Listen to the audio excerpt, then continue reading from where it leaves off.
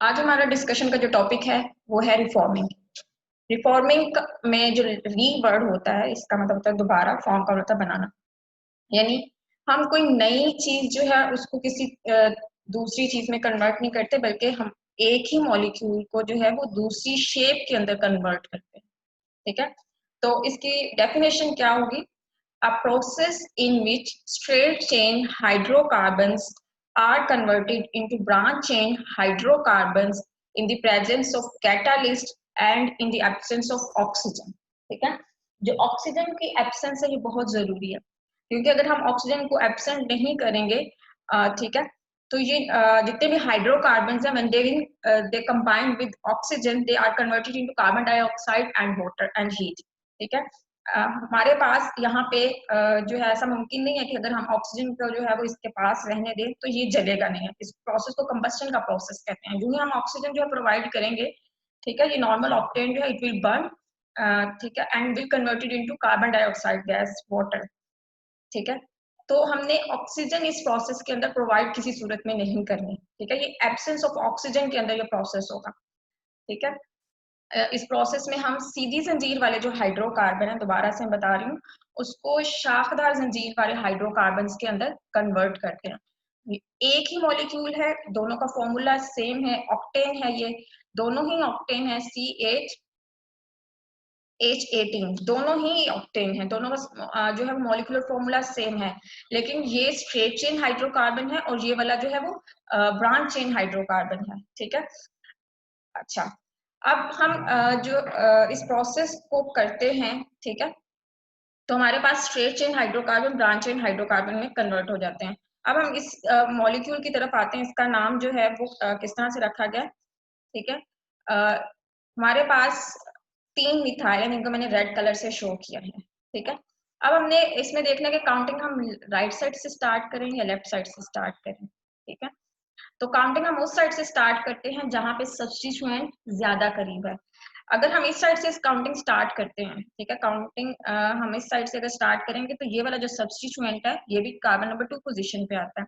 अगर हम इधर से काउंटिंग स्टार्ट करते हैं तो ये कार्बन 1 है, फिर इस लिहाज से ये कार्बन 2 होकर यहाँ पे 2 सब्स्टिट्यूएंट आ जाते हैं। ठीक है, तो हमारे पास जो विन करेगी साइड वो लेफ्ट साइड है, क्योंकि इस साइड पे भी कार्बन नंबर 2 के ऊपर जो है वो एक सब्स्टिट्यूएंट आता है, इस साइड पे जो है लेफ्ट साइड पे जो है कार्बन नंबर 2 के ऊपर 2 सब्स्टिट्यूएंट आ जाते हैं। मैं दोबारा से ये बात रिपीट कर रही हूँ। अगर हम नंबरिंग राइट साइड से स्टार्ट करते हैं, जो कि मैं आपको करके भी दिखाती हूँ, कि ये हमारे पास कार्बन 1 है, ये 2 है, ये 3 है, ठीक है, ये 4 5 और ये ठीक है, तो हमारे पास इसके लिहाज से ये वाला जो मिथाइल है कार्बन नंबर 2 पोजीशन पे आता है। अगर हम इस साइड से काउंटिंग स्टार्ट करते हैं, यानी कि लेफ्ट साइड से काउंटिंग स्टार्ट करते हैं, ठीक है, फिर क्या होता है, फिर हमारे पास ये वाला कार्बन 1 होगा, ये वाला कार्बन 2 होगा, ये कार्बन 3 होगा, ये 4 होगा और ये 5 होगा। ठीक है, कार्बन नंबर 2 पे हमारे पास इधर 2 सब्स्टिट्यूएंट आते हैं अगर हम लेफ्ट साइड से काउंटिंग स्टार्ट करते हैं। अगर हम राइट साइड से काउंटिंग स्टार्ट करते हैं तो फिर कार्बन नंबर 2 पे एक सब्स्टिट्यूएंट आता है। इस वजह से जो है काउंटिंग करने के पोजीशन में लेफ्ट साइड होगी कि हम लेफ्ट साइड से काउंटिंग स्टार्ट करें, क्योंकि कार्बन 2 पे 2 सब्स्टिट्यूएंट आते हैं। होपफुली आपको यहाँ तक बात समझ में आ गई होगी। ठीक है, इस वजह से हम कार्बन नंबर 2 की तरफ से काउंटिंग स्टार्ट करते हैं, जो हमारे पास ग्रीन कलर में जो है शो की गई है। ठीक है, अब इसके लिहाज से कार्बन नंबर 4 पे एक मिथाइल मौजूद है और कार्बन नंबर 2 पे 2 मिथाइल मौजूद है, टोटल 3 मिथाइल है। तो हमने सबसे पहले पोजीशंस लिखनी है। ठीक है, पोजीशंस के अकॉर्डिंग जो है वो हमें ये पता चलता है कि हमारे पास 2 पे 2 मिथाइल है, 4 पे एक मिथाइल है, तो टोटल 3 मिथाइल हो गए। ट्राई का मीनिंग होता है 3, तो पहले पोजीशंस लिखेंगे 2 2 4 ट्राई मिथाइल। उसके बाद total number of carbon atoms जो है वो 5 है, स्ट्रेट चेन का हिस्सा है, तो इस वजह से पेंटेन इसका नाम होगा। ठीक है, अब बात जो है वो हम ये करते हैं कि हमें इस प्रोसेस को करने की जरूरत क्यों आई, हम रिफॉर्मिंग करते क्यों हैं, हम एक ही मॉलिक्यूल को दूसरी शेप के अंदर क्यों कन्वर्ट करते हैं। ठीक है, इसकी जो रीजन है वो लाई करती है यूज ऑफ दिस कंपाउंड। ठीक है, ये जो ऑक्टेन होता है, ठीक है। इस कंपाउंड का यूज कहाँ पे है? हमने कल जो लेक्चर लिया या जो प्रीवियस लेक्चर था हमारा, उसमें हमने ये सीखा कि जो हमारे पास पेट्रोल है, जिसको हम गैसोलीन कहते हैं, पेट्रोल या गैसोलीन के अंदर अमाउंट ऑफ जो हमारे पास हाइड्रोकार्बन जो सबसे ज्यादा हाई होती है वो हेक्सेन से लेके ऑक्टेन तक होती है। ठीक है। C6 कंपाउंड से लेके C8 कंपाउंड तक जो है वो मेजर कॉन्स्टिट्यूएंट हैं गैसोलीन के। ठीक है। तो गैसोलीन हमारे पास जो है वो स्ट्रेट चेन हाइड्रोकार्बन अगर रखेगी तो फिर एक प्रॉब्लम जो है वो शुरू होता है। ठीक है। उसको जरा हम स्टेप बाय स्टेप डिस्कस करते हैं, क्योंकि ये gasoline as a fuel use हो रही है गाड़ियों के अंदर, व्हीकल्स के अंदर। ठीक है।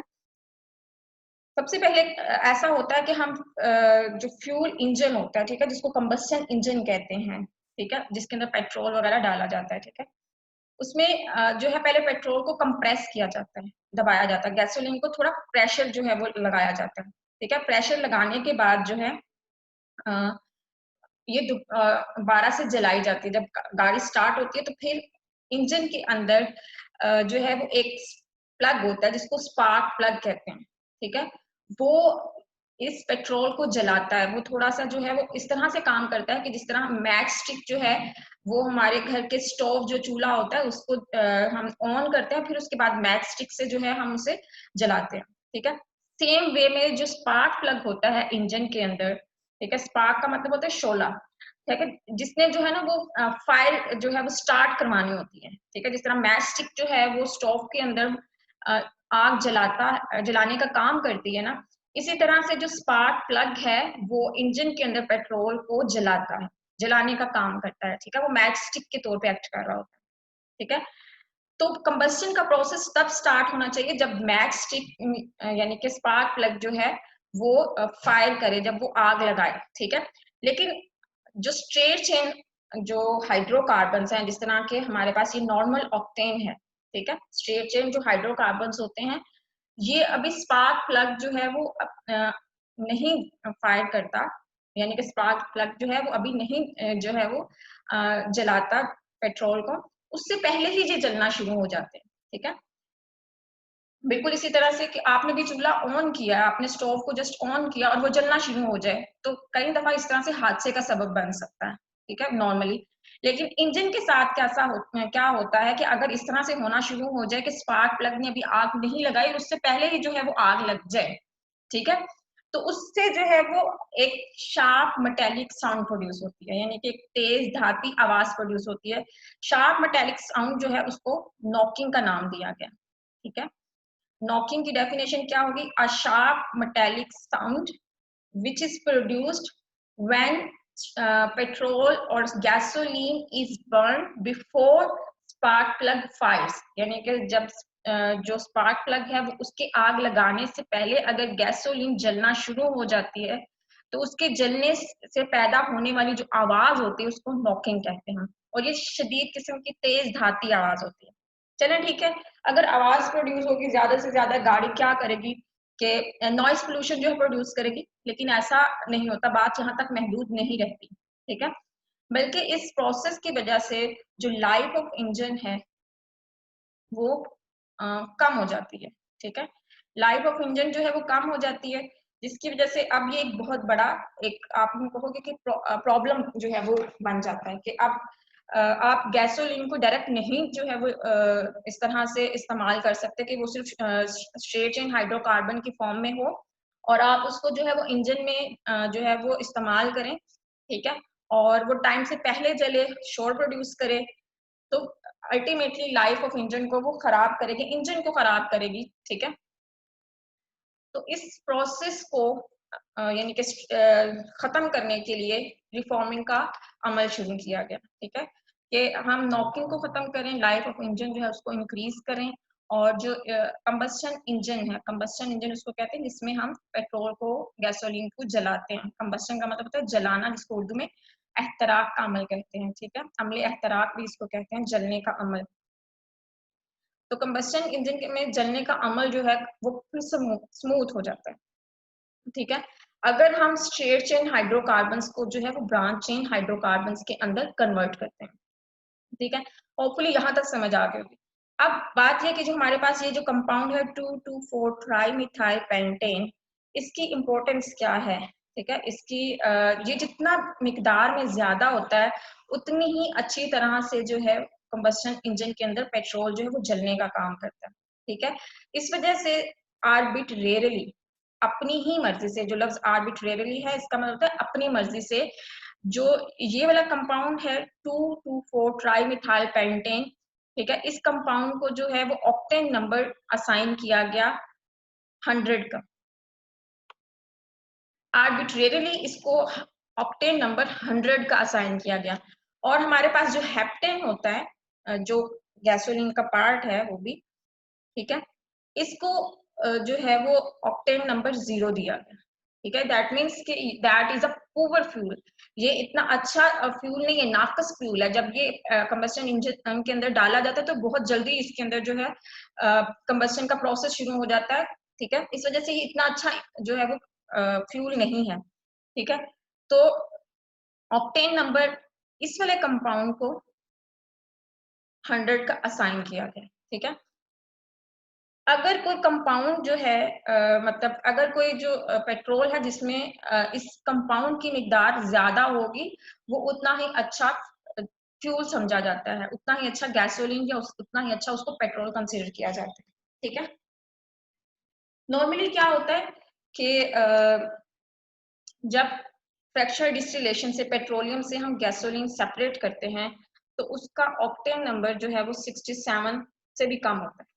ठीक है, अगर किसी भी फ्यूल का ऑक्टेन नंबर 67 से कम हो, ठीक है, तो वो मतलब अच्छा फ्यूल नहीं है, वो पुअर फ्यूल है। उसकी जो है वो अंदर अच्छी क्वालिटी लाने के लिए हमें स्ट्रेट चेन हाइड्रोकार्बन्स जो हैं उनको ब्रांच चेन हाइड्रोकार्बन्स में कन्वर्ट करना पड़ेगा, ताकि जो है वो गैसोलीन का जो मतलब क्वालिटी है वो इंक्रीज करे। तो गाड़ियों के अंदर जो फ्यूल हम यूज करते हैं वो कंसिडर किया जाता है तब तक वो ऑपरेटिव अच्छा होता है जब तक वो 87 जो है वो ऑक्टेन नंबर ना रखें। अब ऑक्टेन नंबर किसी भी फ्यूल का क्या होता है? Percentage of 2,2,4 trimethyl pentane in a fuel, यानी कि अगर आपके पास जितने भी लीटर पेट्रोल है उसके अंदर से कितने लीटर जो है इस जो कंपाउंड की मिकदार है उसके लिहाज से जो है उस फ्यूल को ऑक्टेन नंबर असाइन किया जाता है। ठीक है, जिसके अंदर इस कंपाउंड की मिकदार ज्यादा होती है उसके अंदर जो है उसका मतलब हम ये कहते हैं कि उसका ऑक्टेन नंबर भी ज्यादा है। ठीक है, तो जब तक ऑक्टेन नंबर 87 तक नहीं पहुंच जाता तब तक वो ऑपरेटिव फॉर्म में नहीं होता। ठीक है, जिस फ्यूल का ऑक्टेन नंबर 87 तक हो उसको 2 स्टार से रिप्रेजेंट करते हैं। ठीक है, अगर ऑक्टेन नंबर 93 तक जो है वो पहुंच जाए तो फिर इसको बेहतर क्वालिटी का जो है वो फ्यूल समझा जाता है और उसको 3 स्टार से जो है वो रिप्रेजेंट किया जाता है। ठीक है, होपफुली यहाँ तक जो एक पॉइंट है वो क्लियर हो चुका होगा।